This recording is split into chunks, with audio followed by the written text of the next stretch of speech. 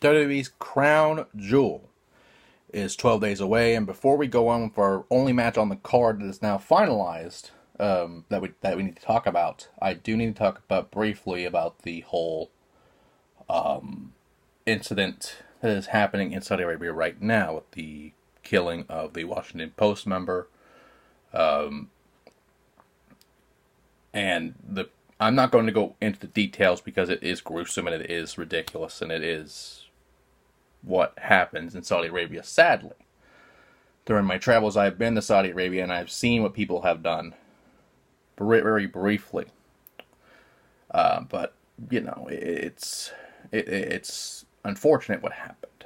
And, of course, and I don't like talking about politics on here, but since our president is a WWE Hall of Famer, and since senators are using that as a connection, of course, with Linda McMahon being Trump's small business advisor, it is ridiculous that this is going to this far. And, you know, there have been talks about destroying what is a 10-year deal with Saudi Arabia.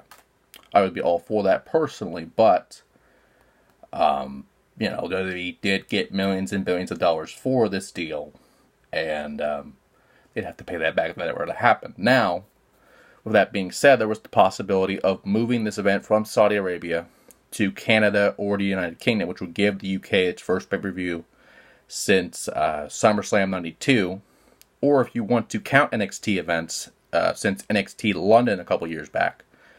And that's not counting the UK exclusive pay-per-views like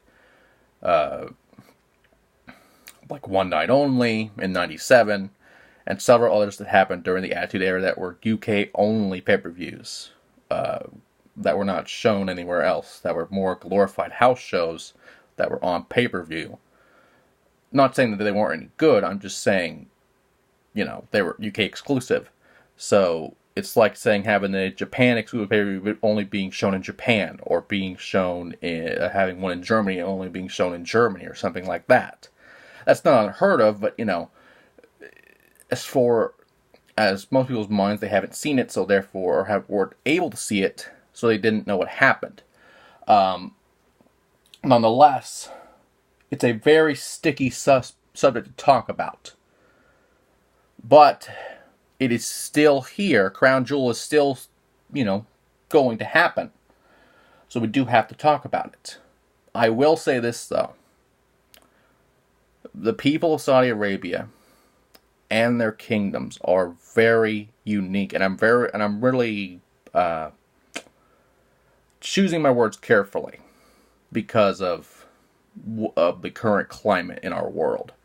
I will say this, though, that Saudi Arabia dealings are not the best, are not very clean, are not, you know, say what happened in a boardroom, magnify that by 20, and that is what would happen in Saudi Arabia.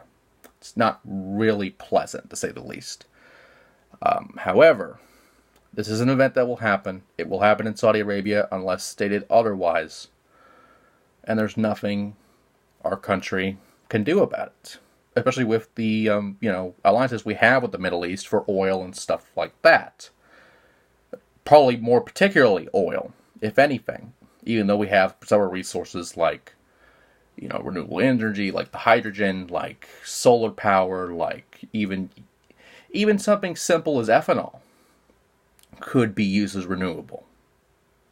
You know, it's made from fucking corn. You know, we have a lot of corn, which means we could have a lot of fuel for cars, per se. But, you know, to change that direction to ethanol, like as an example, would be financially ridiculous. Because, you know, you wouldn't be eating corn anymore, it would just be exclusively for producing that fuel. But this is all another subject for another time. I've wasted enough time to talk about that. So let's just talk about this match and get it over with, and we don't have to worry about it for another week. It is the 8-man World Cup tournament. Representing Raw is one half of the Raw Tag Team Champions, Dolph Ziggler, John Cena, El Conquistador himself, Kurt Angle, and the Intercontinental Champion, Seth Rollins. Representing SmackDown are The Miz, Jeff Hardy, Randy Orton, and the returning Rey Mysterio. Now, we do not know the brackets of this thing. And I even looked trying to find a bracket, but it will not show up as far as I know. So it probably has not been made as of yet. If I were to pick a winner from this match, I would have to pick a multitude of them just to cover my bases here. I will pick 4 out of the 8. To simplify it, as 4 potential picks for this match. First off, of course, you gotta pick Big Match John because it's fucking Cena and he has his new fucking hairdo and it's fucking crazy. And, it's Cena. He's a logical choice. But, as much as I hate to do it, it is a logical choice. Kurt Angle, just because this is his first singles match, or will be his first of many potential singles matches in WWE for probably over 12, 13 years. And I feel he'd go all the way just because it's a nostalgia thing, and, I wouldn't mind seeing Angle win the fucking thing. Rey Mysterio, for the same reasons.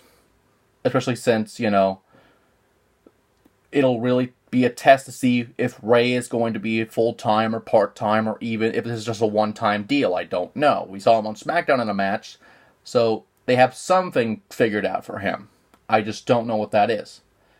And finally, probably the man that will win it all, Seth Rollins, as the wild card.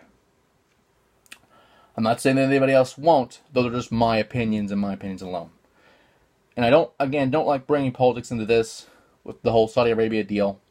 But again, our president is a WWE Hall of Famer, like it or not. And like it or not, until he's impeached, he is the president of the United States. A lot of people will hate me for saying that, but it is a fact.